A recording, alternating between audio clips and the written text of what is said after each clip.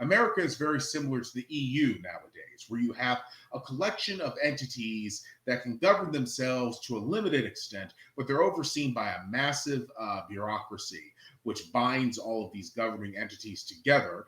And what really binds these entities together is the common market, the domestic market, in the case of the US. And if that market were not so valuable, then the country itself would cease to exist. America today simply exists because of its gross domestic product. That's it. Just as the EU exists because of its common market.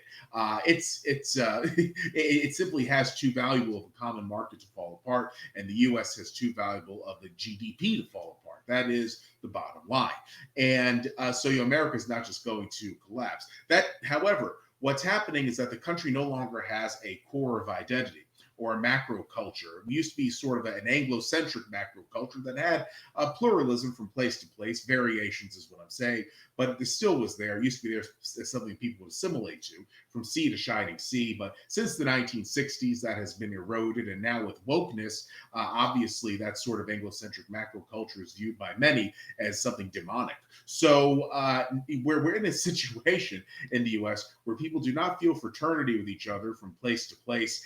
They remain in the same country simply because of the domestic market, which fuels the federal government. And that's really it. And I don't think that a country can truly be successful in projecting strength on the world stage if its people do not believe in the country itself. Most Americans nowadays have no common cause to rally around. As I said before, there's no national core of identity, and there's no countrywide macro culture to build fraternity. So while America is not going anywhere now, it is rotting from within. And in several generations' time, that could create a situation where there no longer is a US, but it's that marketplace, that domestic marketplace, which makes it so likely to stick around for some time to come. But I don't think that I certainly don't think America is destined to be the world power. I think we're entering a multipolar world where there's going to be many more global powers, and they'll have their own sphere of influence in different places, and they'll be running things either literally or by proxy in these areas. It may be that the primary reason for the decline in national feeling and with the decline in communal feeling has nothing to do with wokeness or the left or even immigration. It may have to do with the growing individuation of lives. So we have increasing specialties in professions. We have increasing specialties in recreation. So it used to be that a community would gather around its church, for example. That would be the primary source of emotional solace. So I'll just speak from a purely secular perspective for a minute. So the church or the synagogue or the mosque and organized religion would be the primary source of emotional comfort to people. And I think that was true until maybe midway through the 19th century. It also used to be true that your religion was the primary source of information, that it would be transmitted through your church, synagogue, or mosque, and through, say, printing presses, or through the transmission of documents via monks or other people. And that's no longer true. So it used to be that the way to get status was to participate in your religion. And there was many volunteer opportunities for laity, in particular in Protestant Christianity, but in other religions as well, to gain status by participating in religion.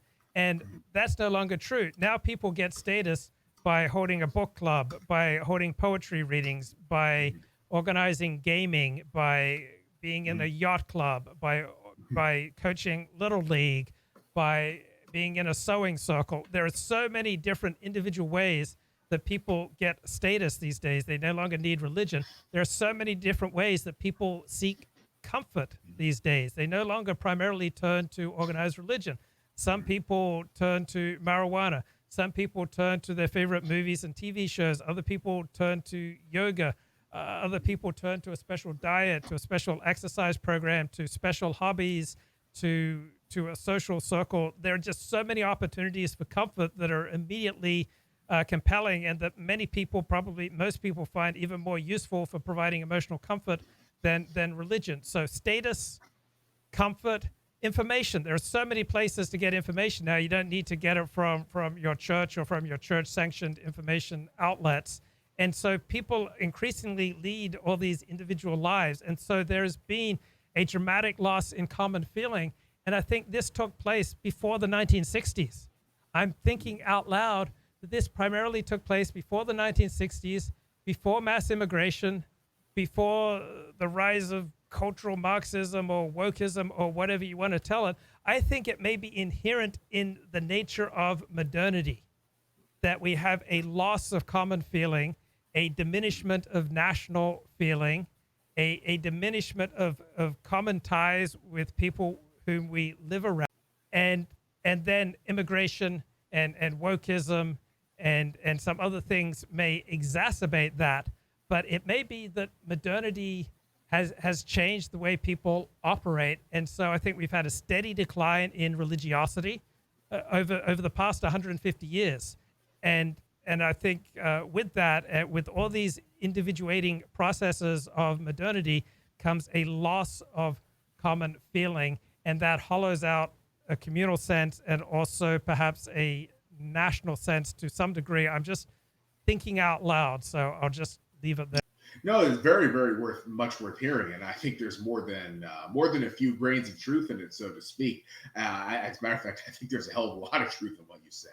I do think, though, that even what you said, to the extent that I agree with it, and I just have to reiterate, I do agree with it quite a bit.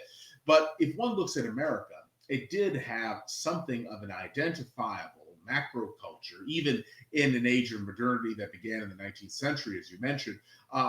It had an absolutely identifiable macro culture until the 1960s, but it certainly had one even after that. It was withering away, but it was still there. As a matter of fact, last night I was rewatching. It's been a while since I'd seen it. Fast Times at Ridgemont High, which obviously is set in San Fernando Valley, a place Luke knows well, and it's about the high schoolers and their experiences.